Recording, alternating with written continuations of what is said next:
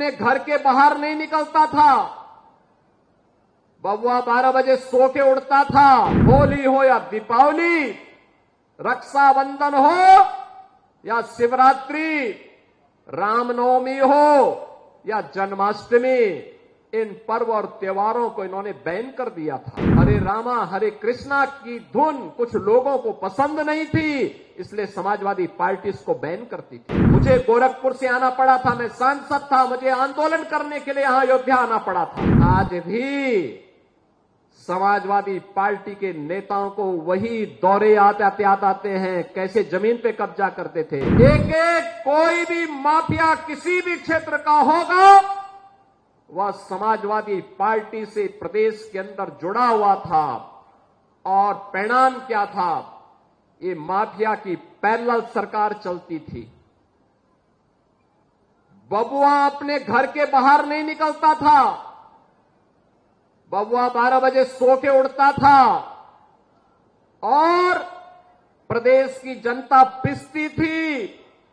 Mafia समानांतर सरकार चला करके अराजकता और गुंडागर्दी का एक और तांडव करते थे।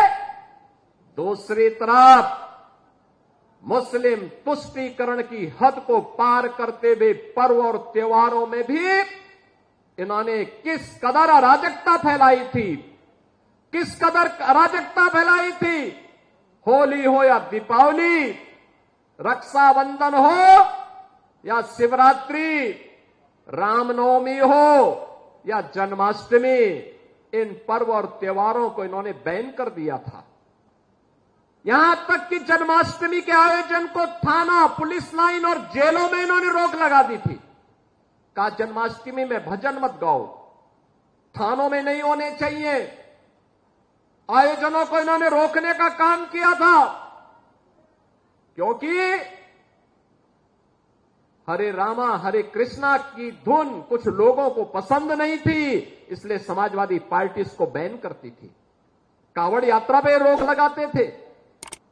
और किस कदर की अराजकता थी। दुर्गा पूजा में अयोध्या का दंगा किसने नहीं देखा? देवकाली मंदिर में कैसे मूर्ति चोरी हो गई थी समाजवादी पार्टी की सरकार में। मुझे गोरखपुर से आना पड़ा था, मैं सांसद था, मुझे आंदोलन करने के लिए यहां अयोध्या आना पड़ा था। बहनों और भाइयों, एक तरफ ये अराजकता, ये गुंडागर्दी चरम पर। समाजवादी पार्टी की सरकार के समय गरीबों का राशन लूटते थे, गौ हत्या करवाते थे, गौ तस्करी ये लोग कराते थे, वनों के अवैध कटान कराते थे, जमीनों पर कब्जा करवाते थे। अराजकता चरम पर इनके समय में थी। और आज भी समाजवादी पार्टी के नेताओं को वही दौरे आते हैं, कैसे जमीन पे कब्जा करते थे। आज जमीनों पे कब्जे हट चुके हैं। हमारी सरकार ने, डबल इंजन की सरकार ने 2017 में बनने के बाद एंटी भूमाफिया टास्क फोर्स बनाया। समाजवादी पार्टी के भूमाफिया और गुंडों ने जो जमीनें कब्जा की थी, 64,000 हेक्टेयर लैंड को इनके कब्जे से मुक्त कराया।